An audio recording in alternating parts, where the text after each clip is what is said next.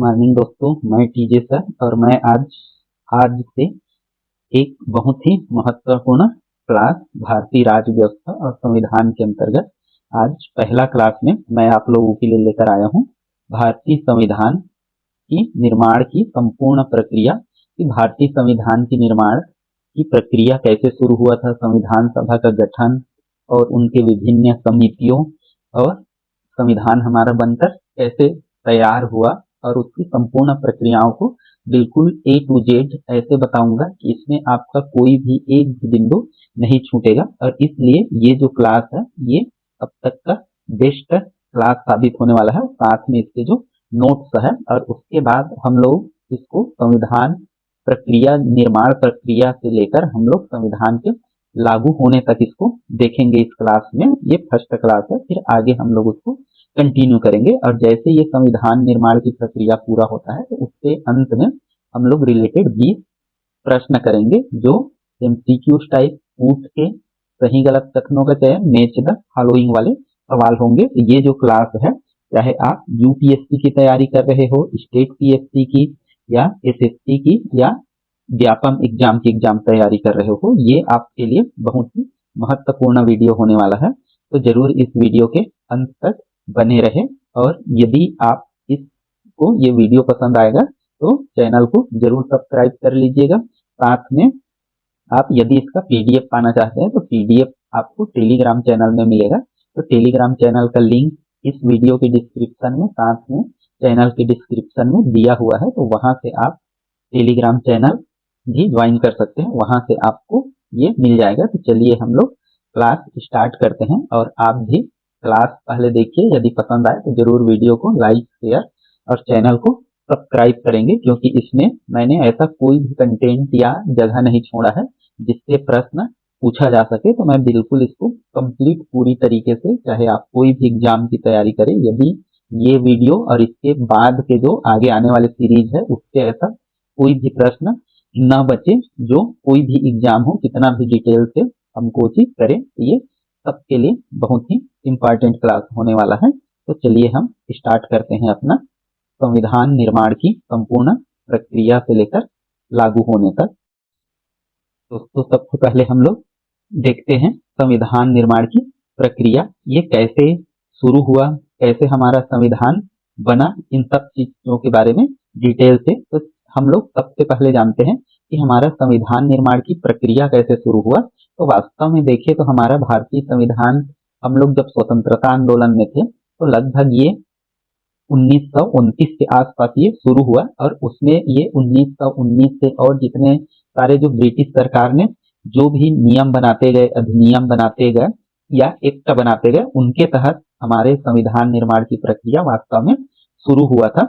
लेकिन हम इसको मुख्य रूप से माने तो हमारा जो संविधान निर्माण की प्रक्रिया है वो जो 1919 मार्ले मिंटो जो अधिनियम या एक्ट है वहां से शुरू हम मान सकते हैं। मतलब हम 20वीं शताब्दी में, और उसके बाद जो 1919 में आया हमारा मोंटेग्यू चेम्स कोड अधिनियम, और फिर सबसे महत्वपूर्ण रोल इसमें अदा किया 1935 के भारत शासन अधिनियम, जिसका अधिकांश भाग हमारे भारतीय संविधान में उसकी झलक देखने को मिलता है।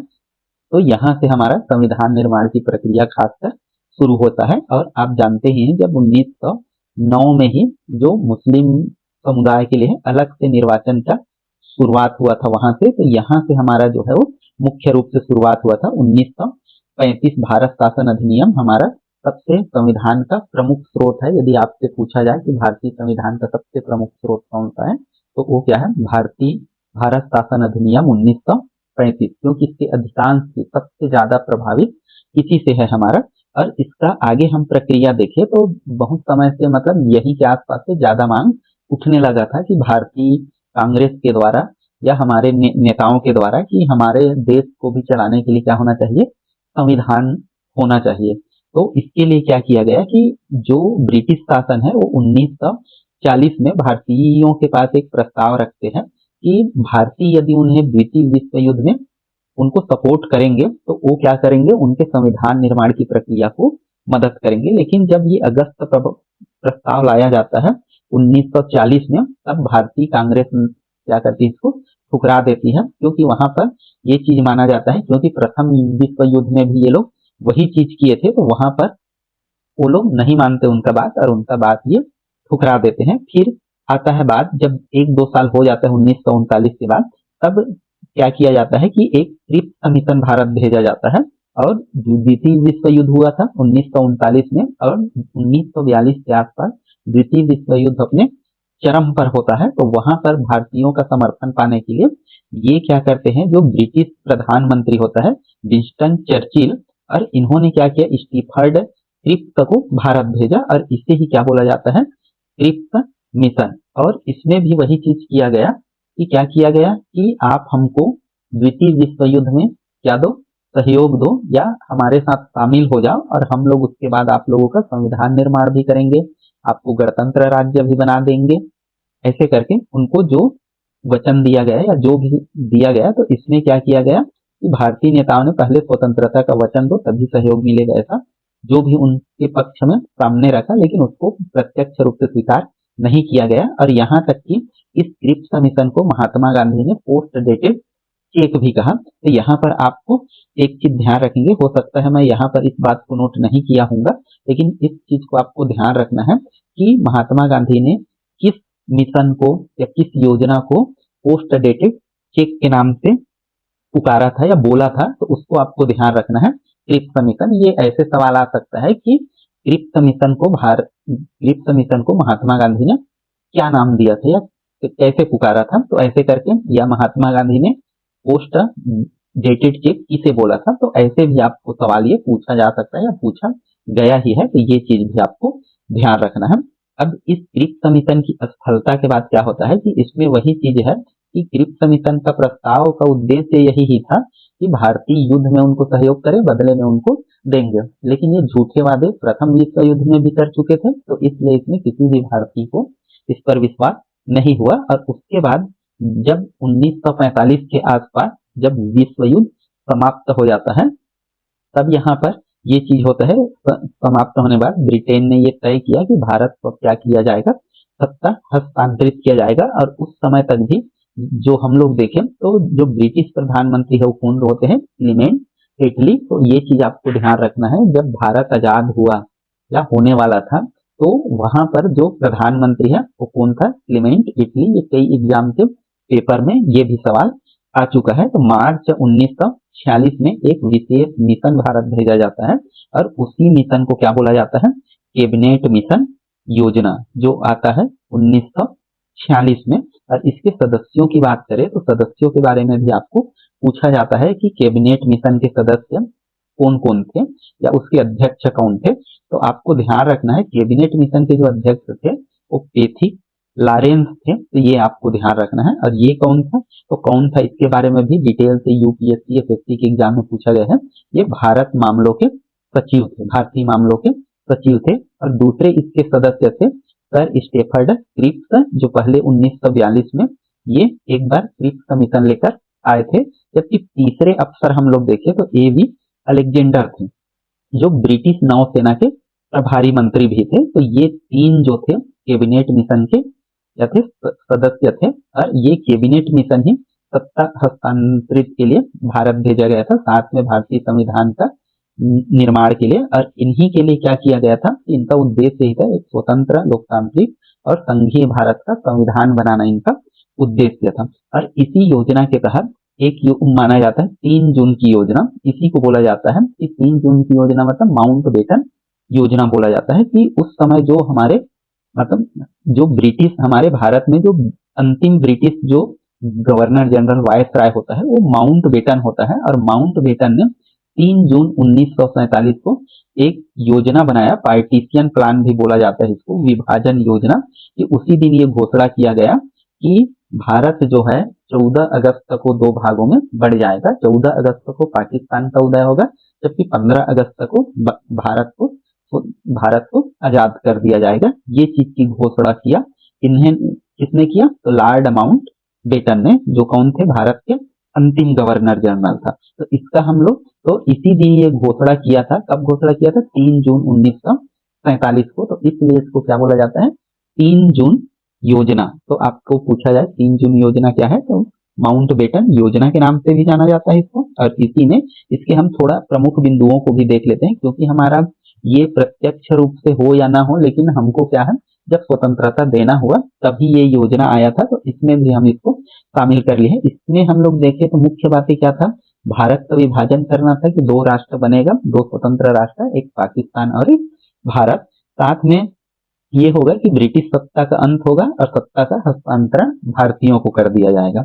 और संविधान सभा के इसी दौरान क्या होगा, भारत और पाकिस्तान की सभाएं अलग अलग हो गई। मतलब जैसे इसकी घोषणा हुआ तो पहले जो संविधान सभा बनना था वो दो पार्ट में हो जाता है, उसको हम लोग आगे और डिटेल से देखेंगे। इसमें पंजाब और बंगाल का विभाजन जो है वो जनमत संग्रह से होगा, ये चीज बोला गया। और सिंध विधानसभा को पाकिस्तान में शामिल कर दिया गया, बलूचिस्तान को भी पाकिस्तान में शामिल कर दिया गया। और इस प्रकार से इस योजना के तहत भारत की आजादी 15 अगस्त 1947 निर्धारित की गई और उसके पहले पाकिस्तान को एक स्वतंत्र अलग राष्ट्र बना दिया गया। अब इसके बाद हमारा संविधान सभा की स्थापना होता है, और ये संविधान सभा की स्थापना जो है वो कैबिनेट मिशन जो आया था भारत, जिसके 3 सदस्य थे, पैट्रिक लॉरेंस, क्रिप्स और अलेक्जेंडर, इनके सुझाव से इसके ही थ्रू हमारा संविधान सभा का गठन हुआ। और ये जो गठन है ये हुआ 1946 में। और जब इसका संविधान का हमारा गठन हुआ तो उस समय हमारे संविधान सभा में कुल सदस्य संख्या थे 389। और ये बात कब की है, 1946 की, मतलब मार्च 1946 के बाद का। अभी उस समय तक क्या हुआ है कि पाकिस्तान राष्ट्र नहीं बना है या उसका घोषणा नहीं हुआ है, माउंटबेटन योजना नहीं आया है वहां तक। तो इसमें से 389 जो सदस्य थे उसमें से ये देखा गया कि 292 सदस्य है वो प्रांतीय विधानसभाओं से आएंगे, मतलब जो 11-12 जो प्रांतीय क्षेत्र थे उनसे आएंगे। जबकि जो 93 सदस्य है वो जो देसी रियासत थे, कई रियासत ऐसे थे जो स्वतंत्र थे, अंग्रेजों के कंट्रोल में नहीं थे, उनसे स्वतंत्र थे, उनको आना था।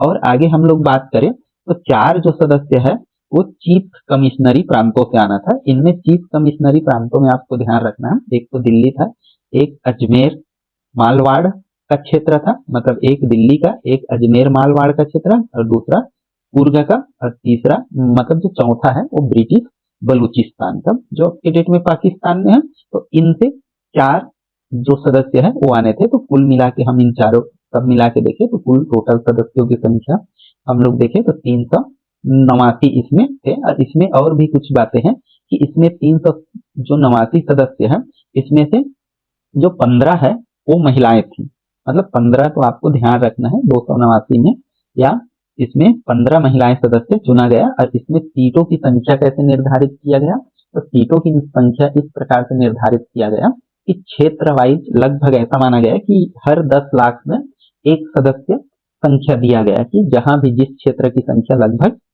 10 लाख के आसपास होगा वहां से एक सदस्य ऐसा चुना जाएगा। और इसमें हम लोग देखें तो जो ब्रिटिश प्रांत से है, इसमें से जो 296 चुनाव हुए उसमें से कांग्रेस को कितना मिला, मुस्लिम को कितना मिला, मुस्लिम लीग को और अन्य दल को। तो इसमें हम लोग देखते हैं कि जो कांग्रेस है उसको 208 सीटें मिला, जबकि मुस्लिम लीग को 73 में सीट मिला और 15 सीट किसको मिला, अन्य को मिला था। तो ये चीज ध्यान रखें। अब इसी दौरान क्या होता है कि 3 जून को जब 3 जून की योजना आता है, लॉर्ड माउंटबेटन की योजना आता है, तो जैसे चुनाव वगैरह हुआ 389 विधान जो हमारा संविधान सभा के सदस्य वगैरह चुने गए, फिर क्या होता है आगे, ये भारत जो है पाकिस्तान की घोषणा होता है। तो पाकिस्तान की जैसे घोषणा होता है पाकिस्तान राष्ट्र अलग हो जाता है। तो हम लोग जैसे जानते हैं ये कब हुआ था, 1946 में। लेकिन उसके बाद हम लोग देखते हैं कि 47 में जब अलग हो जाता है, फिर भी हमारे संविधान निर्माण की प्रक्रिया आगे बढ़ते रहता है, जो लगभग 1950 के शुरुआत तक या 49 के लास्ट तक चलता है। तो वहां तक में फिर क्या हो जाता है, पाकिस्तान जैसे अलग हुआ तो हमारे जो देश भारत है उसमें कुल सदस्य संख्या कितना हो जाता है, 299 रह जाता है। मतलब पहले 389 थे, उसमें से 299 सदस्य हमारे रह जाते हैं। और इसमें ये फिर होता है कि जिसमें से 229 ब्रिटिश प्रांत में और 70 देसी रियासत से इसमें से चुना जाता है। और यहाँ क्या हुआ कि जैसे भारत स्वतंत्र हुआ तो उसमें सदस्यों की संख्या 299 होगी और उसमें भी 299 में से 229 ब्रिटिश प्रांत से और 70 जो है वो देसी रियासत से आए चुने गए। तो यहाँ तक हमारा, तो आपको प्रश्न आ सकता है, आता ही है ये, या कई एग्जाम में आपको देखने को मिल गया होगा कि स्वतंत्रता प्राप्ति के बाद जो हमारे भारत में है संविधान सभा की सदस्यों की संख्या कितनी रह गई, ये मेल करने के लिए भी आता है, सही कथनों का चयन करने के लिए भी आएगा। ऐसे कई सारे सवाल आपको कई टाइप के मिल जाएंगे। अब इसके बाद हम लोग बात आता है कि ये इसके सदस्यों की संख्या हो गया कि निर्वाचन हुआ, और निर्वाचन की बात करें हम लोग तो निर्वाचन भी क्या हुआ था इनका, अप्रत्यक्ष रूप से हुआ था। जैसे आज व्यक्ति मत अधिकार है 18 साल आयु वाला, तो उस समय ऐसा नहीं था। जो कुछ गिने चुने लोग ही थे वो लोग इस पर मतदान किए और अप्रत्यक्ष रूप से ही इनका निर्वाचन हुआ था। और यहाँ पर हमारा प्रथम जो संविधान सभा की बैठक होता है ये होता है 9 दिसंबर 1946 को। 9 दिसंबर 1946 को जब बैठक होता है तो उसमें जो हमारा अस्थायी सदस्य है सच्चिदानंद सिन्हा जी को चुना जाता है, क्योंकि वो सबसे मतलब बुजुर्ग थे, मतलब वो सबसे उम्र दराज थे, इसलिए उसको इस पद के लिए चुना जाता है। और उसके बाद क्या होता है कि उनका कुछ ही समय बाद ज्यादा उम्र के कारण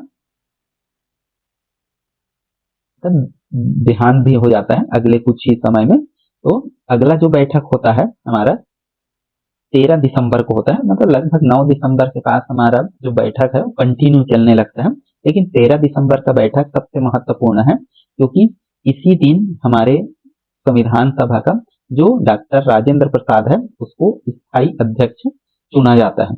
और इस दिन जो उपस्थित सदस्यों की संख्या है वो भी आपसे डीप सवाल में सीएससी में एसएससी में पूछा जा सकता है, या पूछा भी गया है कि उपस्थित सदस्यों की संख्या उसमें कितना होता है जो 13 दिसंबर को होता है, या इस दौरान जो हमारा बैठक होता है। तो 207 सदस्य उपस्थित होते हैं। और डॉक्टर राजेंद्र प्रसाद के बारे में आपको थोड़ा जानकारी रखना है कि ये पहले कहाँ से, सबसे पहले चुनाव ये मान के चलिए बंगाल से चुने गए थे। फिर बंगाल से क्या होता है कि जब बंगाल से चुने जाते हैं, लेकिन इसी दौरान क्या हो जाता है पाकिस्तान और भारत जब अलग हो जाता है तो जिस क्षेत्र से चुना रहता है वो बांग्लादेश के भाग में चला जाता है। बंगाल का ही हिस्सा को काटकर बांग्लादेश बनाया जाता है तो पाकिस्तान के हिस्से में चला जाता है, और उसके कारण वो फिर से कहाँ से चुनाव लड़ता है, मुंबई से। तो मुंबई से फिर वो संविधान सभा के सदस्य चुने जाते हैं।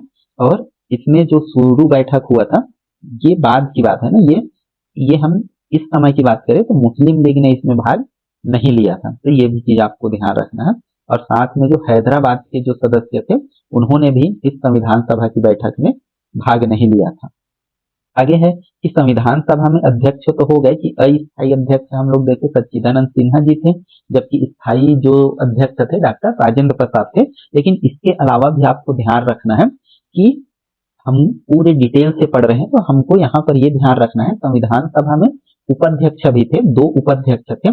एक पहला जो उपाध्यक्ष थे HN कुंजरू थे, मतलब हरि नारायण कुंजरू नाम था पूरा, और ये प्रसिद्ध शिक्षाविद और समाज सेवी भी थे, और भारतीय विज्ञान और परिषद में नेशनल लाइब्रेरी के संस्थापक सदस्य भी रहे हैं। तो इसके उपाध्यक्ष, एक उपाध्यक्ष HN कुंजरू, और जो दूसरा उपाध्यक्ष है वो थे TT कृष्णामाचारी थे। तो ये आपको ध्यान रखना है, इसका नाम तिरुवल्लम नटराजन कृष्णामाचारी था। तो ये कहाँ के थे, तमिलनाडु, जैसे नाम से ही चारी ऐसे करके, और ये तिरुवल्लम ये करके है, तो इसको आपको थोड़ा सा ध्यान रखना है। ये कहाँ से बिलोंग करते थे, तमिलनाडु से। और ये प्रारूप समिति जो था उसका भी ये सदस्य था। और साथ में इसके बारे में और विशेष चीज क्या है, जब भारत आजाद हुआ तो उसमें ये भारत में क्या बने, वित्त मंत्री भी बने थे। तो ये आपको याद रखना है कि 2 हमारे कौन थे, उपाध्यक्ष थे। तो जनरली हम केवल अध्यक्ष बस पढ़ लेते हैं कि डॉक्टर राजेंद्र प्रसाद सच्चिदानंद, उपाध्यक्ष को ध्यान नहीं देते। तो आपको ध्यान रखना है कुंजरू और कृष्णामाचारी। तो ये नाम आप थोड़ा सा माइंड में रखेंगे ताकि आगे हमको सहूलियत हो। आगे हम इसमें और देखें तो इसमें कुछ नाम और आपको ध्यान रखना है। संविधान के संवैधानिक सलाहकार, मतलब संविधान सभा में जो BN राव है, जिसका पूरा नाम बेनगल नरसिंह राव था, जिसे हम BN राव के नाम से ही खासकर जानते हैं। तो जो क्या है, संवैधानिक सलाहकार थे ये, जबकि संविधान सभा के सदस्य ये नहीं थे, केवल क्या थे, संवैधानिक सलाहकार थे। तो ये चीज आपको थोड़ा सा माइनर जो डिफरेंस है मतलब इसमें है वो चीज आपको ध्यान रखना है कि BN राव संविधान सभा के संवैधानिक सलाहकार थे, न कि सदस्य था।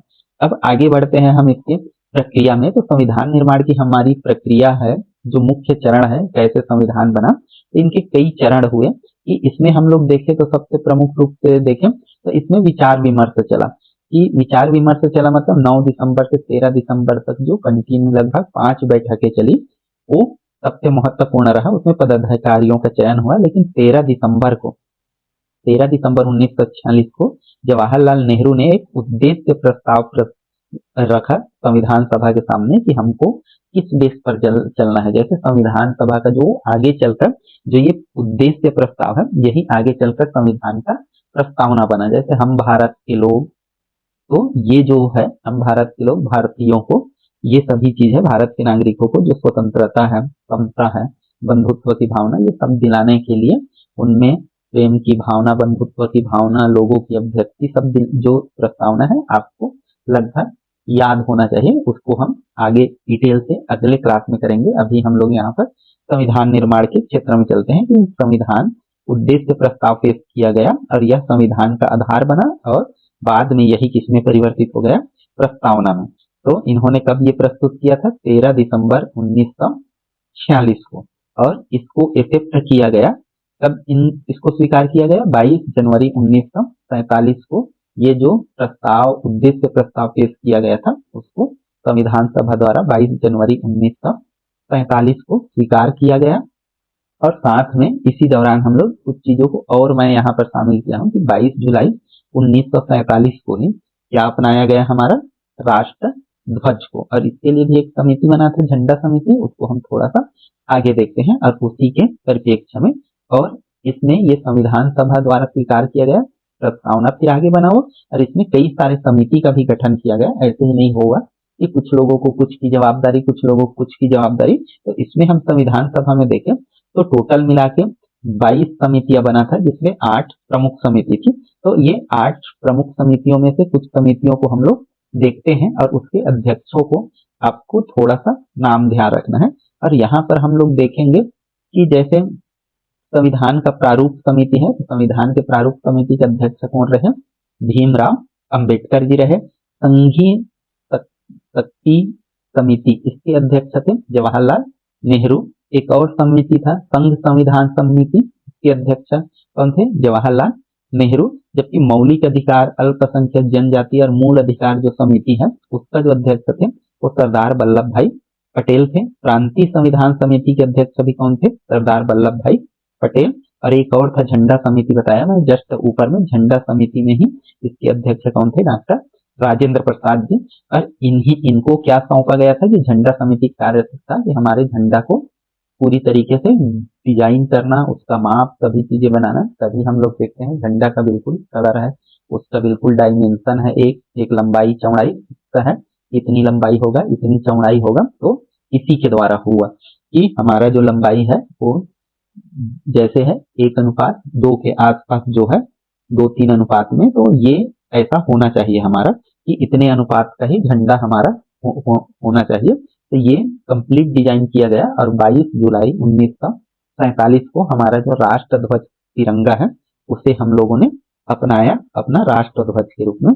और 7वां और 8वां समिति की बात करें तो नियम और संचालन समिति, इसके भी अध्यक्ष कौन थे, डॉक्टर राजेंद्र प्रसाद। मतलब ये जो 2 समिति है ये डॉक्टर राजेंद्र प्रसाद का था। एक और था देशी रियासत वार्ता समिति, इसके भी अध्यक्ष कौन थे, जवाहरलाल नेहरू। तो यहाँ पर हमको एक चीज का ध्यान रखना है कि आपको यहाँ पर एक नोट लिखा हूं मैं ताकि आपको थोड़ा सा ध्यान रहे। ये जो 8 समिति है इसके खासकर आपको अध्यक्षों के बारे में ध्यान रखना है कि कौन समिति का अध्यक्ष कौन सा है, क्योंकि हमको ऐसे तैयारी ये कर रहे हैं इसका, चाहे PSC हो, SSC हो या व्यापम हो, कि आपको यहाँ से मैं ऐसे इसको डिटेल से पढ़ाऊंगा कि बताऊंगा कि आपको यहाँ से लगभग कोई भी सवाल छूटने ना पाए। कि वनडे एग्जाम में तो और भी ऐसा है कि मान लो UPSC है, उसमें हमारा जो ये चीज जो पढ़ रहे हैं ये मेंस के लिए भी सभी के लिए कारगर है, समझिए प्री मेंस सबके लिए। तो यहाँ से हम देखते हैं ये जो आठों समिति है, तो इसमें हम लोग देखेंगे तो मुख्य रूप से कौन सा है, अम्बेडकर जी, जवाहरलाल नेहरू, यहाँ 2 हो गए, और ये डॉक्टर राजेंद्र प्रसाद 2 हो गए, सरदार वल्लभ भाई पटेल 2 हो गए, और जो हमारा 8वां है ये इसमें भी जवाहरलाल नेहरू जी है। तो यहाँ से हम लोग देखते हैं कि जो जवाहरलाल नेहरू है वो 3 समिति के अध्यक्ष थे, डॉक्टर राजेंद्र प्रसाद 2 समिति के अध्यक्ष थे, सरदार वल्लभ भाई पटेल भी 2 समिति के अध्यक्ष थे, जबकि एक समिति के अध्यक्ष कौन थे, भीमराव अंबेडकर। तो आपको इन चारों का नाम ध्यान रखना है, और चारों में से ये 3 हो गए, 3 2 5 2 7 1 8। तो 8 ये जो समिति है, और 8 समिति में 3 में जवाहरलाल नेहरू को ध्यान रखना है, 2 में राजेंद्र प्रसाद, 2 में सरदार वल्लभ भाई पटेल, और 1 में भीमराव अंबेडकर को ध्यान रखना है। तो इस प्रकार से जैसे आपको कोई भी समिति आता है तो थोड़ा सा उसको पढ़े रहेंगे, और ये 4 लोगों को नाम ध्यान रखेंगे तो हमको ऑप्शन मिलेगा ही सामने में वनडे एग्जाम में, तो वहां पर आपको वो याद आ जाएगा आसानी से। तो ये चीज को आपको थोड़ा सा, इसीलिए मैं इसको नोट करके लिख दिया हूँ, ये पीडीएफ आपको मिलेगा तो आप वहां से आप इसको देख लेंगे। अब आता है हमारा प्रारूप का निर्माण, कि एक प्रारूप समिति बना तो ड्राफ्टिंग कमेटी बोला जाता है, कि इसको बनाने के लिए, तो इसका निर्माण, इसका जो गठन है वो कब किया गया था, तो 29 अगस्त 1945 को ड्राफ्टिंग कमेटी प्रारूप का निर्माण करने के लिए, और ये कौन थे इसकी अध्यक्षता, अध्यक्ष B.R. अम्बेडकर जी, इसीलिए इसको हमारे संविधान का जनक, हमारे संविधान का निर्माता, प्रारूप समिति के अध्यक्ष या रचनाकार, कई रूपों में इसको जाना जाता है। तो ये चीज आपको ध्यान रखना है। और यहाँ पर समिति ने 21 महीने में इसका प्रारूप तैयार किया था कि कैसे बनेगा, कितने अध्याय होंगे, कितने खंड होगा, कितने क्या होगा, ये सारी चीजों पर ये किया गया था। और संविधान का प्रारूप कब स्वीकार किया गया था, 26 नवंबर 1949 को इसे स्वीकार किया गया।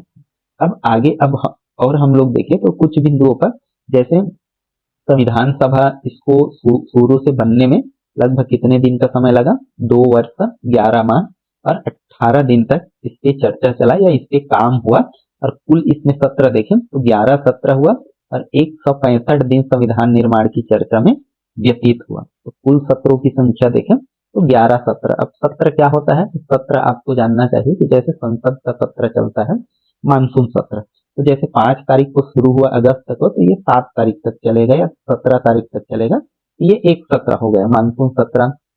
फिर ऐसी करके जो मानसून के बाद शीतकालीन सत्र होता है ना, फिर ग्रीष्मकालीन सत्र, मतलब जिसको बजट सत्र के नाम से जाना जाता है।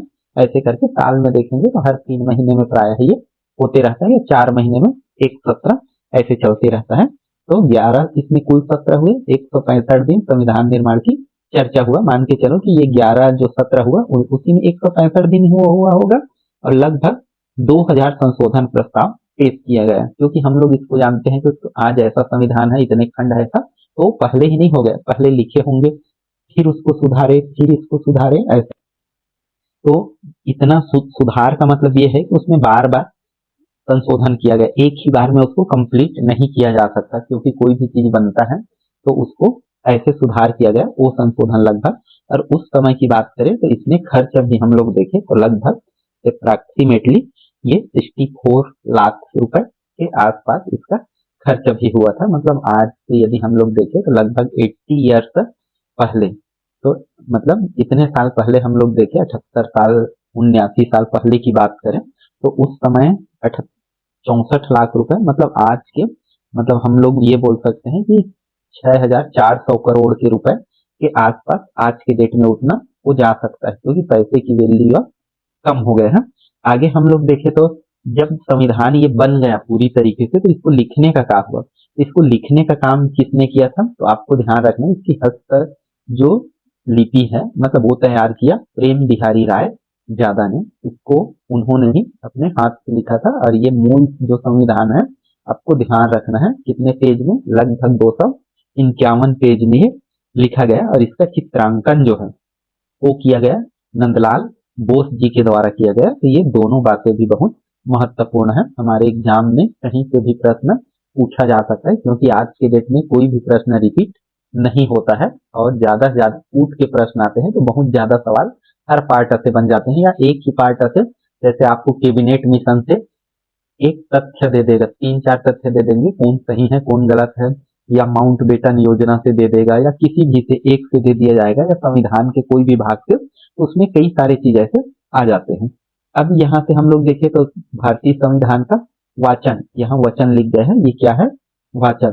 तो जैसे लिख तैयार किया गया, मान लो लिखने से पहले ना, तो उसको वाचन किया गया। वाचन मीन्स उसको बोला गया सब लोगों के बीच में। तो वहां पर क्या होगा कि वहां पर जो चीज हमको गलती लगते गए उसको सुधारते गए। तो सबसे पहले तो आपको ये चीज का ध्यान रखना है, इसको लिखा किन्होंने, प्रेम बिहारी राय ज्यादा ने, जबकि इसको हम लोग देखें तो इसका चित्रांकन किसने किया था, नंदलाल बोस द्वारा किया गया था। और इसका वाचन देखे तो वाचन कुल मिलाकर कितने बार हुआ था, 3 वाचन हुए थे। भारतीय संविधान का 3 वाचन हुआ था। फर्स्ट वाचन हुआ था 4 नवंबर से लेकर 26 नवंबर 1900, मतलब ये टोटल हुआ था ना, 4 नवंबर से लेकर 1948 से 26 नवंबर 1949 के बीच में, मतलब 3 वाचन हुए थे। 3 बार पूरा पूरा का वाचन, और जो चीज लगते जाता इसमें संशोधन करना है तो वो चीज संशोधित किया जाता है, या भाषा या शब्द उसके या उसके मीनिंग या जो भी चीजें, ये नियम ठीक नहीं है ऐसे करके, तो वो चीज हुआ। यदि हम पहले वाचन की बात करें तो पहला वाचन हुआ था 4 नवंबर टू 9 नवंबर 1948 को। ये आपको बिल्कुल पता होना चाहिए कि वाचन कितने हुए थे, 3। यदि आपको डेट भी याद नहीं रहता तो कम से कम आपको ये पता होना चाहिए कि 3 वाचन हुए थे। तो 4 नवंबर से 9 नवंबर तक, इस 15 नवंबर से 1948 से शुरू होकर 17 अक्टूबर 1949 तक चला। ये दूसरा वाचन सबसे लंबा चला था। तो 15 नवंबर 48 से शुरू होकर 17 अक्टूबर 1949 तक ये चला। फिर इसके बाद जो लास्ट जो वाचन है ये हुआ था हमारा 14 नवंबर से शुरू होकर 26 नवंबर 1949 को पारित हुआ है। मतलब यहाँ से 14 नवंबर को शुरू हुआ, फिर जितने भी दिन चला होगा और जैसे कंप्लीट हुआ होगा तो लास्ट में फिर ये 26 नवंबर 1949 को जब हमको लगा होगा कि अब हमारा संविधान बिल्कुल क्या हो गया है, रेडी हो गया है, इसमें कोई भी गलती नहीं होता। क्योंकि प्रायः माना जाता है कि कोई भी चीज को यदि आप 3 बार कर लो तो उसमें के सारे गलतियां हम लोग दूर कर लिए। तो 3 वाचन हुए। फर्स्ट वाचन हुआ 4 से 9 नवंबर 1948, और अगला हुआ 15 नवंबर 1948 से शुरू होकर 17 अक्टूबर 1949 तक चला। दूसरा वाचन जो है वो अलग अलग जगह इनका वाचन किया गया था, इसलिए वो ये साल भर चलते रहा उस प्रक्रिया में। और क्योंकि पहली बार में बहुत सारी चीज सुधार लिया गया था, फिर दूसरी जगह में अलग अलग जगह उसको बोला गया, वाचन किया गया, तो लोगों का राय अलग अलग आया होगा कि इस चीज को सुधारना, इस चीज को, तो ज्यादा अच्छे से हम उस चीज को सुधार सकते हैं। तो ये चीज सुधार हुआ। और लास्ट जो है 14 नवंबर 1949 को वाचन हुआ, वहां से लेकर आगे तक। और फिर जो 26 जनवरी 1949 को हमारे संविधान को फिर हम लोगों ने अंगीकृत किया। और अंगीकरण क्या हुआ कि इस डेट को हम लोग अंगीकृत किए, मतलब हम लोग एक्सेप्ट किए उसको, लेकिन लागू हम उसको नहीं किए। तो इस डेट में आपको एक बात और पूछा जाता है कि संविधान सभा ने इस 26 नवंबर 1949 को कितने लोगों ने साइन किया, या मान लो 24 जनवरी को भी लास्ट हुआ था, तो इसमें कितने लोगों ने साइन किया। तो संविधान सभा के 284 सदस्यों ने उसमें साइन किया था। तो ये चीज आपको ध्यान रखना जब हम लोग इसको स्वीकार किए 26 नवंबर को। तो और 26 नवंबर से ही हमारा संविधान आंशिक रूप से लागू हो गया। जैसे आप पढ़ोगे तो आपको ये मिलेगा कि हमारा संविधान कब लागू हुआ, तो 26 जनवरी 1950 से उस दिन पूर्ण रूप से लागू हुआ। जबकि आंशिक रूप से कब लागू हुआ, 26 नवंबर 1949 से। और आपको यदि पूछा जाए कि कितने अनुच्छेद लागू हुए, तो आपको ध्यान रखना है 16 अनुच्छेद जो है उसी दिन से लागू हो गया, 26 जनवरी 1949 से ही। जैसे नागरिकता वगैरह का है, कानून संबंधी है, या और कई चीजें हैं, तो इसमें 5 से लेकर 9 तक, मतलब 5, 6, 7, 8 और 9 ये नागरिकता के लिए है। और फिर बीच में एक 60, और फिर उसके बाद हम लोग देखें तो 324, 324, 366, 68, ये भी लाइन से 66, 389, 80, फिर 88, 91, 92, 93 और 94। तो ये इतने सारे जो हमारे अनुच्छेद है, 5, 6, 7, 8, 9 शुरू के 4, फिर 60, फिर 324, 366, 67, फिर 79, 80, और उसके बाद 88, फिर 91 से लेकर लास्ट तक 94 तक। तो आपको पेपर में कई बार ऐसे सवाल भी पूछ सकता है, इनमें से कौन सा अनुच्छेद 26 नवंबर 1949 को लागू हुआ था या लागू नहीं हुआ था। ऐसे ऑप्शन भी आपको पूछा जा सकता है। तो ये मैं आपको डीप सवाल बता रहा हूँ, क्योंकि आज की डेट में एसएससी हो चाहे व्यापम हो, सवालों का स्तर क्या हो गया है, बहुत ज्यादा डीप हो गया है। तो आपको अपना तैयारी ऐसा रखना है कि सामने वाला कुछ भी सवाल पूछे हम उसका आंसर दे सके।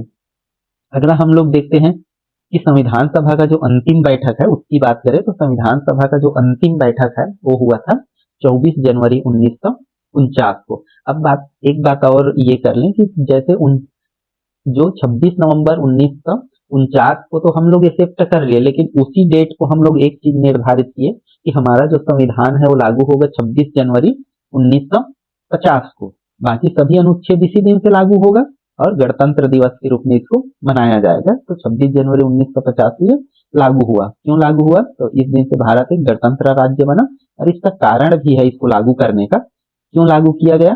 क्योंकि हम लोग देखते हैं कि जब 31 दिसंबर की बात है, 31 दिसंबर कब की?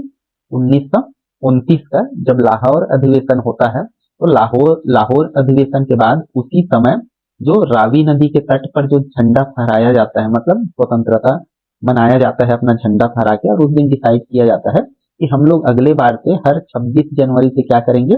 स्वतंत्रता दिवस मनाएंगे। हालांकि हम आजाद नहीं हुए थे, लेकिन जवाहरलाल नेहरू जी की अध्यक्षता में जो हुआ था उसमें हम लोग यही निर्णय लिए थे कि 26 जनवरी से हम लोग क्या करेंगे? स्वतंत्रता दिवस मनाएंगे। और वहां से वो मनाते आ रहे थे यहाँ तक। तो हम लोगों ने सोचा कि एक डेट है हमारा 26 जनवरी, तो क्यों ना उसी डेट को ये लागू किया जाए। इसलिए 26 जनवरी को ही क्या किया गया?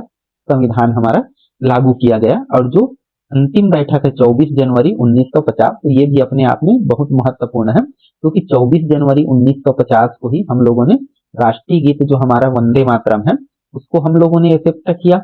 और साथ में उसी दिन राष्ट्रीय जो हमारा गान है जनगण मन, उसको भी हम लोगों ने एक्सेप्ट किया। और साथ में उसी दिन डॉक्टर राजेंद्र प्रसाद को हमारे देश का प्रथम राष्ट्रपति भी नियुक्त किया गया कि आगे चुनाव होते थे, क्योंकि अभी 1950 का समय है और फर्स्ट चुनाव हमारा कब हुआ था? 1952 में हुआ था। तो यहाँ के आते तक क्या करना है कि हमको आंतरिक रूप से सरकार का भी निर्माण करना है, तो इनको राष्ट्रपति चुना गया था। और ये हमारा 24 जनवरी 1950 ये हमारा आखिरी था जो संविधान सभा का बैठक। इसमें हम लोग देखें तो हमारा जो संविधान बनकर तैयार हुआ वो जो है विश्व का सबसे बड़ा संविधान रहा। संघीय ढांचा को बताया, संसदीय शासन प्रणाली था, धर्मनिरपेक्षता, स्वतंत्रता, समानता, न्याय और बंधुत्व की भावना है हमारे संविधान में। साथ में क्या दिया गया है? मौलिक अधिकार का उल्लेख है, मौलिक कर्तव्यों का उल्लेख है और संविधान संशोधन की प्रक्रिया भी जोड़ा गया है। हालांकि जब शुरू में बना तो ये मौलिक कर्तव्य नहीं थे ना, बाद में जोड़ा गया था उसको। इसमें से हम लोग कुछ प्रमुख बातों को देखें जो हम पीछे देख चुके हैं पार्ट में। तो 9 दिसंबर को प्रथम बैठक हुआ, 13 दिसंबर को उद्देश्य प्रस्ताव प्रस्तुत किया गया, यही 22 जनवरी को क्या हुआ? उद्देश्य प्रस्ताव स्वीकृत हुआ और 15 अगस्त को भारत आजाद हो गया। और उसके बाद 29 अगस्त 1947 को प्रारूप समिति का गठन किया गया और 26 जनवरी 1949 को हम लोगों ने संविधान को आत्मसात अंगीकृत किए। और 24 जनवरी को संविधान सभा का अंतिम सत्र हुआ या बैठक हुआ और 26 जनवरी से वो पूर्ण रूप से भारत में लागू हो गया। और फिर हम लोग क्या बन गए? गणतंत्र बन गए। और इसके पीछे का कहानी वही है कि 31 दिसंबर को लाहौर अधिवेशन हुआ था और इसी दिन 26 जनवरी को क्या मनाया गया था? स्वतंत्रता दिवस मनाने का निर्णय किया गया था। इसलिए संविधान कब लागू किया गया? 26 जनवरी 1950 को। इसमें कथन और कारण में आपको ये सवाल भी मिले गए। और राष्ट्रीय प्रतीक को भी अपनाया गया। तो राष्ट्रीय प्रतीक को भी कब अपनाया गया था? 26 जनवरी 1950 को। राष्ट्रीय प्रतीक मतलब जो हमारा शेर है, कि 4 शेर वाला सारनाथ से, तो वो जो प्रतीक है उसको हम लोगों ने अपनाया था। इसमें हम कुछ प्रमुख योगदानकर्ता का नाम देखें तो इसमें हम लोग देखते हैं BR अम्बेडकर को क्या माना जाता है? संविधान का मुख्य शिल्पकार माना जाता है। जबकि जवाहरलाल नेहरू ने क्या दिया था? नीतिगत दिशा और उद्देश्य प्रस्ताव। सरदार पटेल जी की बात करें तो संघीय एकता और राज्य व्यवस्था, इन्होंने ही सभी जो जितने भी देशी रियासत थे उनको भारत में क्या कराने में महत्वपूर्ण भूमिका दी? विलय कराने में। डॉक्टर राजेंद्र प्रसाद की बात करें तो सभा के अध्यक्ष थे और हमारे प्रथम राष्ट्रपति भी हुए। यहाँ पर KM मुंशी को देखें तो KM मुंशी ने क्या किया था?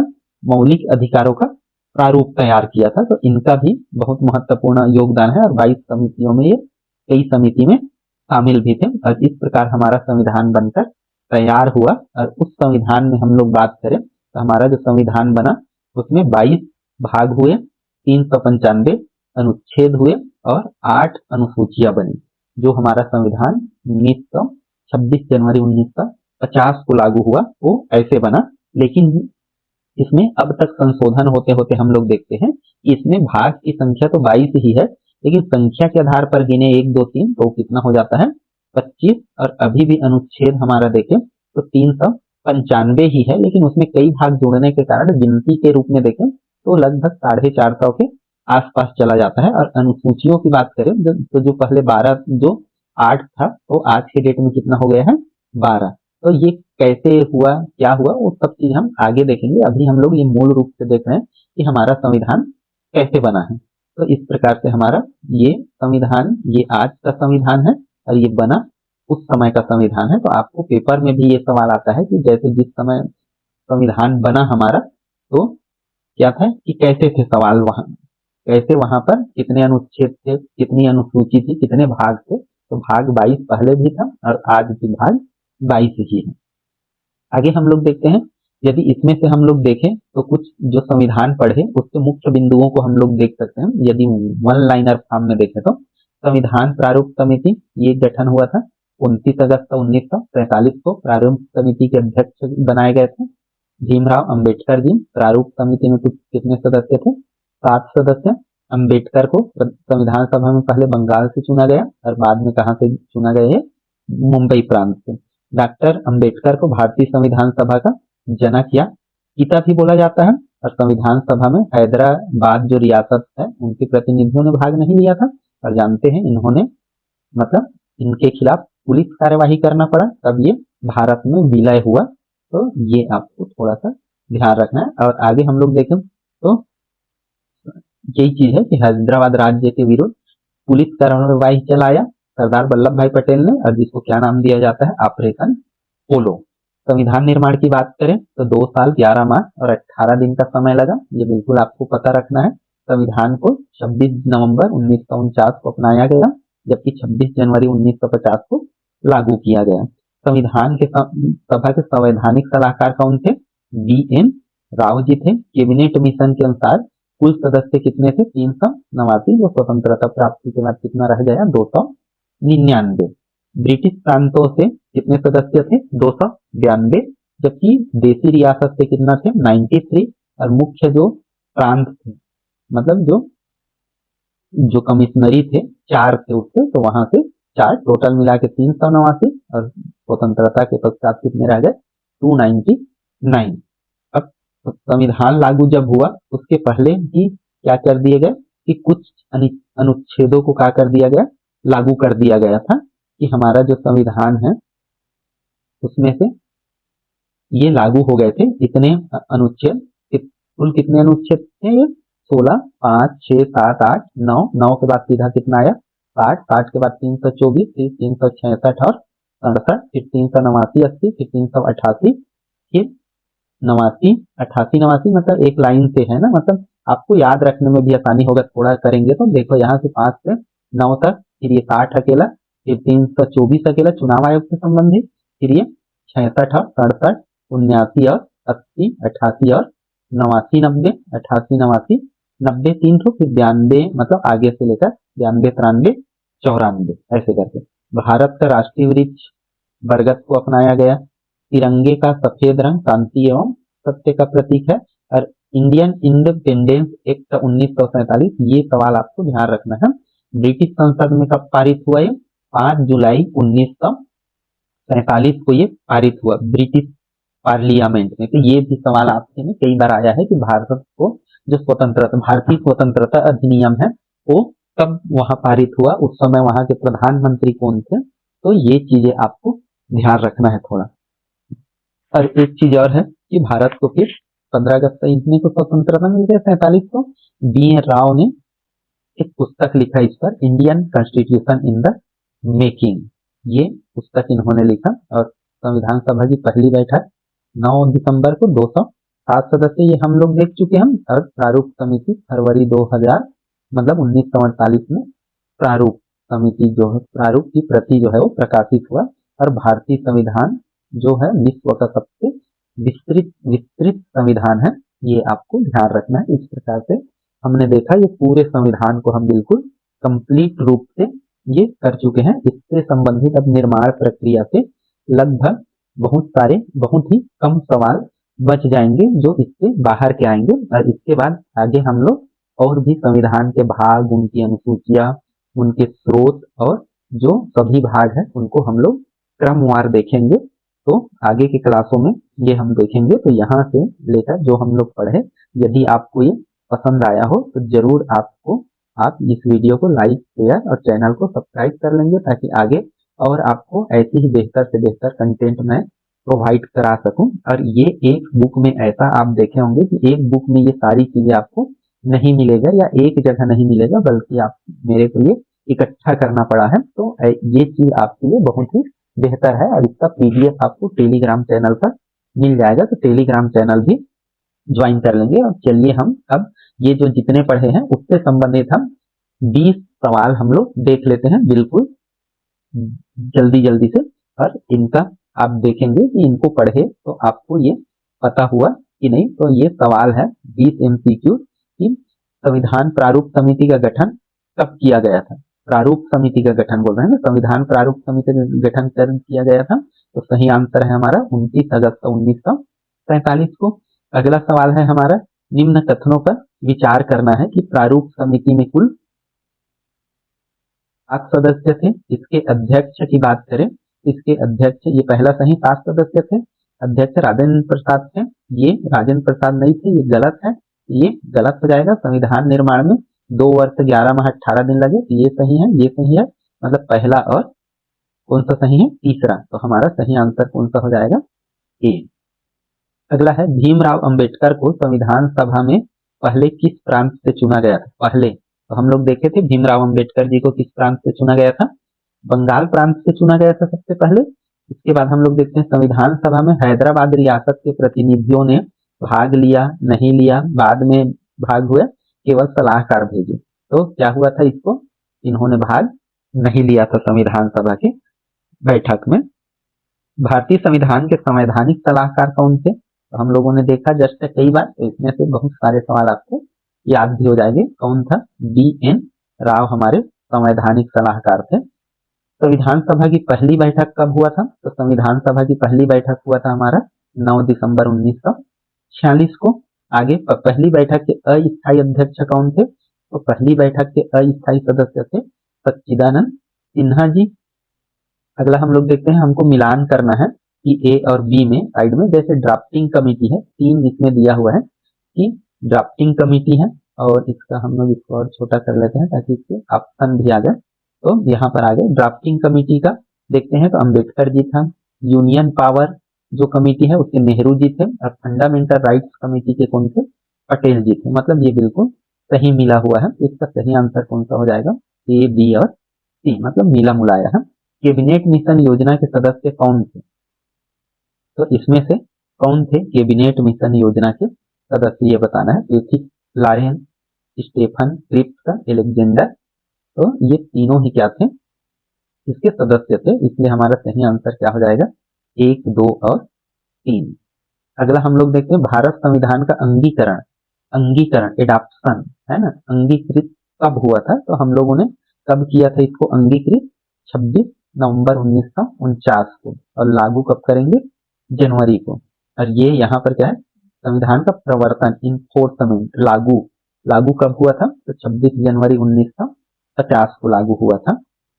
अगला हम लोग देखते हैं, भारतीय संविधान का हस्तलिखित रूप में किसने लिखा। तो भारतीय संविधान को किसने लिखा, ये आपसे पूछा जा सकता है। तो किन्होंने लिखा, राम बिहारी रायजादा ने, नंदलाल बोस ने उसका चित्रांकन किया। BN राव क्या थे, उसके सलाहकार समिति में थे। TT कृष्णमाचारी क्या थे, तो उपाध्यक्ष थे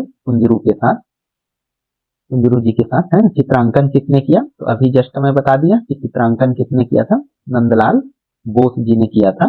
संविधान निर्माण की अवधि कितना था, तो संविधान निर्माण में कितनी अवधि लगा था, तो 2 वर्ष 11 माह और 18 दिन का समय इसमें लगा था। अगला है, संविधान सभा की कुल मूल संख्या कितनी थी, मतलब कुल मूल संख्या मतलब पहले कितनी थी, तो पहले कितनी थी 399, स्वतंत्रता के बाद कितना हो गया 389 ना, सॉरी 389, और स्वतंत्रता के बाद कितना हो गया हमारे भारत में 299। 26 जनवरी को मतलब 26 नवंबर को कौन से अनुच्छेद लागू हुए, 1 से 20 तक, 14 से 32 तक, 5, 7 इतने आदि और केवल 370 कौन से लागू हुए थे, ये लागू हुए थे 5 से 9, 60, 324, 66, 68, 79, 80, 88, 89, 90, 92, 93, 94। तो ये चीज क्या हुआ था, लागू हुआ था, ये आपको याद रखना है। अगला है हमारा इंडिया कॉन्स्टिट्यूशन इन मेकिंग, पुस्तक के लेखक कौन है इसमें से, तो इसमें से कौन है इसके पुस्तक के लेखक, तो BN राव जो हमारे संविधान सभा के संवैधानिक सलाहकार थे। अगला है संविधान सभा के प्रारूप प्रति कब प्रकाशित, तो संविधान का जो प्रारूप है वो प्रति कब प्रकाशित हुआ था, तो कब प्रकाशित हुआ था 1948 में, फरवरी 1948 में, फरवरी 1948 में जो फर्स्ट टाइम है ये प्रकाशित हुआ था। ब्रिटिश संसद ने इंडियन इंडिपेंडेंस एक्ट कब पारित किया, 15 अगस्त 1947, 5 जुलाई 47, 26 जनवरी, 3 जून 1947। तो 3 जून को माउंट बेटन योजना आया था, तो इस दिन नहीं किया, 5 जून को, 5 जुलाई 1947 को ये हुआ था एक्ट पारित ब्रिटिश पार्लियामेंट में, ये स्वतंत्रता दिवस, ये गणतंत्र दिवस। और अगला है हमारा संविधान निर्माण से संबंधित सही कथन हमको चुनना है इसमें से। तो देखते हैं संविधान सभा ने 11 सत्रों में कार्य किया, तो सत्र आपको ध्यान रखना है, 11 सत्र 165 दिन इन सत्रों के दौरान। और तो राइट है, कुल लागत कितना आया 64 लाख, ये भी सही है। और संविधान ने सभी अनुच्छेद 26 जनवरी 1950 को लागू किया, तो ये भी क्या है सही है। तो इस प्रकार से हम देखते हैं इसके तीनों सवाल क्या है सही है। तो दोस्तों इस प्रकार से हमारा ये संविधान निर्माण की प्रक्रिया कंप्लीट हो, संविधान निर्माण की प्रक्रिया कंप्लीट होता है। मैंने इसको ट्राई किया है कि कोई भी पार्ट इससे न छूटे, और मैं जैसे किया तो हो सकता है मैं अपने तरफ से ट्राई किया हूँ। यदि आपको लगता है कि कोई पार्ट छूट गया है तो जरूर कमेंट करके आप बताएंगे कि कौन सा जो है इससे कोई प्रश्न बनता है, कोई पॉइंट छूटा होगा तो जरूर आप कमेंट करके बताएंगे, ताकि हमको और जो भी स्टूडेंट है परीक्षा की तैयारी के उनको भी ये पूरा हो जाए। और आगे के जो वीडियो है मैं उसमें भी बताऊंगा कि कौन से हमने पार्ट छूटा है, तो इसको आप देखकर बता सकते हैं कि कौन सा पार्ट इसका छूटा है। बाकी हम यहाँ से फिर संविधान के बारे में आगे हम लोग उसको डिटेल से पढ़ेंगे। तो दोस्तों ये वीडियो यदि आपको पसंद आया होगा तो वीडियो को जरूर लाइक, शेयर और चैनल को सब्सक्राइब करेंगे। तो फिर मिलते हैं हम नेक्स्ट क्लास में, तब तक के लिए धन्यवाद।